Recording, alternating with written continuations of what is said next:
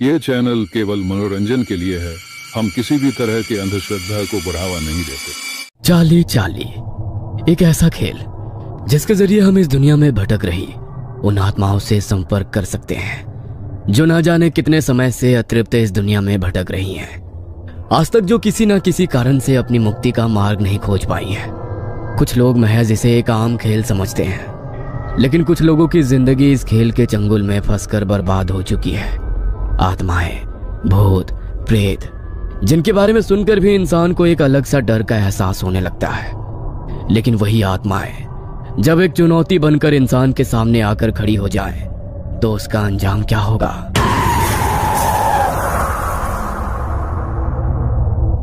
Peter, George, Daisy और Ruby चारों दोस्त अपनी कॉलेज की लाइब्रेरी में बैठे थे। तभी पीटर लाइब्रेरी के एक शेल्फ में हिस्ट्री की एक बुक ढूंढने लगा। तभी हिस्ट्री की एक बुक अचानक बुक शेल्फ से नीचे गिर गई। अरे वाह, इसे ही ढूंढ रहा था और ये खुद ही मेरे सामने आ गई। वरना इस लाइब्रेरी में तो किसी किताब को ढूंढना इतना मुश्किल है जितना नमक के पहाड़ में सुई। पीटर उस किताब को लेकर अपने दोस्तों के पास चला गया। वह पन्ने पलटते हुए उस किताब को पढ़ ही रहा था कि तभी उसे उस किताब के तीसरे पन्ने पर एक फोल्ड किया हुआ पेज रखा मिला। उसने उस पेज को उठाया और जैसे ही उसने खोलकर देखा तो उस पेज पर पेंसिल से प्लस का एक साइन बनाकर उसे 4 हिस्सों में बांट दिया था, जिसमें से 2 हिस्सों में बड़े बड़े अक्षरों में यस और 2 हिस्सों में बड़े बड़े अक्षरों में नो लिखा था। पीटर को उसे देखकर कुछ समझ नहीं आया, इसलिए उसने उस पन्ने को पलट दिया। लेकिन वो पन्ना पलटते हुए वो कागज हवा के कारण जॉर्ज के पैर पर गिर गया। जॉर्ज ने उस पेज को उठाया। अरे ये तो चाली चाली है, लेकिन यहाँ कैसे आया? चाली चाली ये क्या है? अरे कुछ खास नहीं, बस एक गेम है। इंटरनेट पर देखा था मैंने। लोग इसे खेलकर आत्माओं से बातें करते हैं जिनका इस दुनिया में कोई अस्तित्व ही नहीं है। सब बकवास है। तुम्हें कैसे पता कि ये सब बकवास है? क्या पता इसके जरिए हम सच में आत्माओं से कनेक्ट कर सकते हो। तुम लोगों को समझ नहीं आता क्या? ये लाइब्रेरी है। इतनी देर से यहाँ पर चिल्ला चिल्ला कर शोर कर रहे हो। तुम्हें बातें करनी है तो बाहर चले जाओ यहाँ से। इतनी देर से सबको डिस्टर्ब कर रहे हो। अब सॉरी मैम, हम सब चले जाते हैं। डेजी अपने हाथ में उस पेज को लेकर वहाँ से जाने लगी। तभी उसके दोस्त भी उसके पीछे पीछे बाहर आ गए। देखो, मुझे तुम्हारे बारे में तो नहीं पता, लेकिन मुझे ये गेम जरूर खेलना है। इसीलिए आज रात को मैं अपने घर में ये जरूर खेलूंगी। अगर तुम में से किसी को मुझे ज्वाइन करना हो तो वो मेरे साथ आ सकता है। आ सकता है नहीं, आना ही पड़ेगा, क्योंकि इसे तुम अकेले नहीं खेल सकती। इसे खेलने के लिए कम से कम 2 लोग चाहिए। तुम चिंता मत करो, मैं तुम्हारे घर आ जाऊंगा। चाहो तो तुम दोनों भी आ सकते हो। अरे डोंट वरी, कोई आत्मा तुम्हें अपने साथ लेकर नहीं जाएगी। हाँ पता है, आ जाएंगे हम भी। सब लोग कॉलेज से अपने घर के लिए निकल गए। रात को घड़ी में जैसे ही 11 बजे तो डेजी के घर का गेट नॉक हुआ।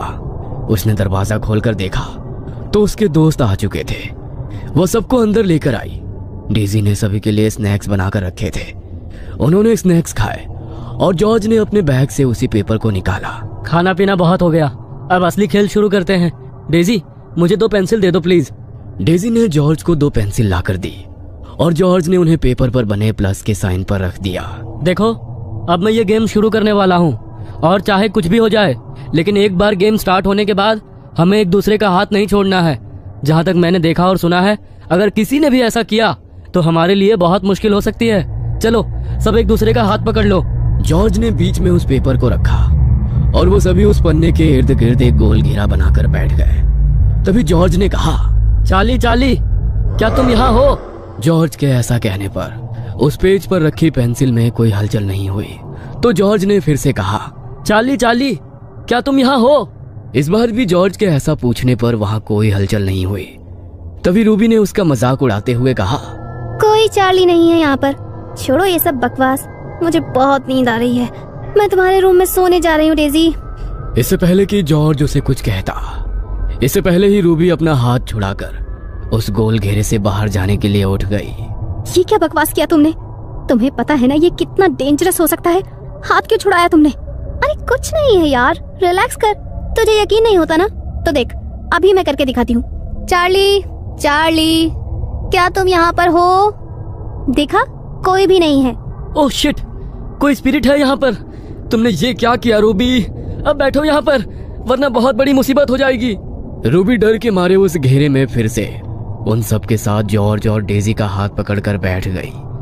तभी डेजी ने पूछा, चार्ली, चार्ली क्या तुम हमें सुन सकते हो? डेजी के ऐसा पूछते ही वो पेंसिल फिर से बड़ी ही तेजी से घूमती हुई यस के साइन पर जाकर रुक गई। क्या तुम हमसे कोई मदद चाहते हो? इस पर तो नो का साइन आ रहा है। इसे हमारी मदद नहीं चाहिए तो हमें इसे गुड बाय कहकर गेम खत्म कर देना चाहिए। नहीं डेजी, हम ऐसा नहीं कर सकते। जब तक ये आत्मा खुद यहाँ से जाने का फैसला ना कर ले तब तक हम इसे यहाँ से नहीं भेज सकते। जॉर्ज के इतना कहते ही अचानक पीटर बुरी तरह कांपने लगा। उसका शरीर अचानक ही किसी मुर्दा इंसान की तरह अकड़ने लगा। ये पीटर को क्या हो गया? ये क्या किया तुम लोगों ने? देखो, अगर मेरे पीटर को कुछ हुआ ना तो मैं तुम दोनों को नहीं छोड़ूंगी। तुम्हारा दिमाग खराब हो गया है क्या रूबी? हमने पीटर को थोड़ी ना कुछ किया है। देखो, हमें ये गेम खेलना होगा। पीटर थोड़ी देर बाद अपने आप ठीक हो जाएगा। जॉर्ज ने जैसे ही ऐसा कहा वैसे ही पीटर की आंखें बिल्कुल सफेद होकर ऊपर को हो गई और वो रूबी की ओर देखते हुए बेहद भयानक तरीके से हंसने लगा। रूबी, माय स्वीट हार्ट, देखो मैं आ गया। मुझे लगा तुम मुझे बहुत मिस कर रही होगी, इसलिए मैं तुमसे मिलने आ गया। अब तो तुम मुझसे मिलने मेरे पास नहीं आ सकती, लेकिन मैं तो तुम्हारे पास आ सकता हूँ। तुम नहीं, ये सच नहीं हो सकता। ये सब मेरा भ्रम है। तुम वापस नहीं आ सकते। नो नो नो, मैं वापस आ सकता हूँ। मैं वापस आ चुका हूँ माय लव। ये आवाज तो। इससे पहले कि डेजी आगे कुछ बोल पाती तभी पीटर खुद ब खुद ही अपने शरीर की हड्डियों को मोड़ने लगा। उसकी एक एक हड्डी के टूटने की आवाज वहां पर गूंज रही थी। पीटर के चेहरे पर अभी भी वही शैतानी हंसी थी। कभी वो अपनी शैतानी हंसी हंसता तो कभी अपनी हड्डियों के टूटने के दर्द से जोर जोर से चिल्लाने लगता। रूबी उसकी ऐसी हालत देखकर इस तरह सहम चुकी थी कि डर के मारे उसके मुंह से एक शब्द भी नहीं निकल रहा था। हमें यहाँ पर नहीं रुकना चाहिए। हमें चर्च में फादर के पास जाना होगा। अब वही हमारी मदद कर सकते हैं। हाँ, प्लीज प्लीज जल्दी चलो। No no no my sweetheart, तुम मेरे साथ रहो। तुमने तो मेरे साथ जीने मरने की कसमें खाई थी। अब मैं तुम्हें खुद से दूर नहीं जाने दूंगा। चलो चलो, कम ऑन, जल्दी से मेरे पास आ जाओ। नहीं नहीं, दूर हटो मुझसे। नहीं, दूर दूर हो जाओ। रूबी खुद को बचाने के लिए पीछे की तरफ खिसकने लगी।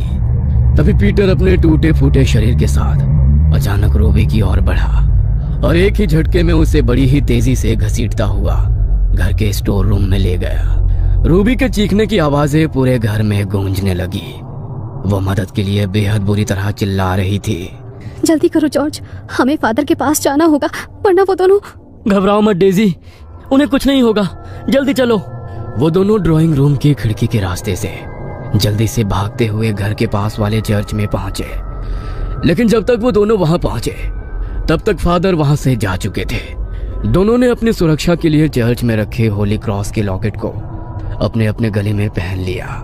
उनके पास अब मदद के लिए कोई रास्ता नहीं था, इसलिए उन्होंने चर्च में रखे होली वाटर की बोतल को उठाया और जल्दी से घर आ गए। घर आते ही वो दोनों स्टोर रूम की तरफ गए जहां पीटर रूबी को घसीटते हुए ले गया था। लेकिन उन दोनों ने जैसे ही स्टोर रूम का दरवाजा खोला तो सामने का नजारा देखकर उनके रोंगटे खड़े हो गए। पीटर की तरह ही अब रूबी के शरीर की हड्डियां भी बुरी तरह टूट चुकी थी। उसकी आंखों की पुतलियां भी अब पूरी तरह सफेद पड़ चुकी थी। जॉर्ज ने उन दोनों को हाथ लगाकर देखा तो दोनों ये दुनिया छोड़कर जा चुके थे। वो दोनों ही इस सदमे को बर्दाश्त नहीं कर पा रहे थे। जॉर्ज ने उनके घर वालों को इन्फॉर्म किया और अगले दिन उनकी डेड बॉडीज को कब्रिस्तान में दफन कर दिया गया। पुलिस ने भी इस मामले में अपनी इन्वेस्टिगेशन की, लेकिन पुलिस को भी उनकी मौत से जुड़ा कोई सुराग नहीं मिला। डेजी अपने बेडरूम में अपनी आंखों में आंसू लिए खड़ी हुई थी। उसकी आंखों के सामने दीवार पर एक तस्वीर टंगी हुई थी। आपने जैसा कहा था मैंने बिल्कुल वैसा ही किया। मैंने आपका बदला ले लिया भैया, ले लिया आपका बदला मैंने। दरअसल डेजी का बड़ा भाई स्टीव रूबी से बहुत प्यार करता था। वो उससे शादी करना चाहता था, लेकिन डेजी सिर्फ उसके पैसों के लिए उसके साथ थी। उसने स्टीव को बहुत बार बेवकूफ बनाकर उससे पैसे हड़पे और उन पैसों से वो अपने दूसरे बॉयफ्रेंड पीटर के साथ अय्याशियां करने लगी। पीटर रूबी के बारे में ये सब कुछ जानता था, लेकिन वो भी पैसों का भूखा था।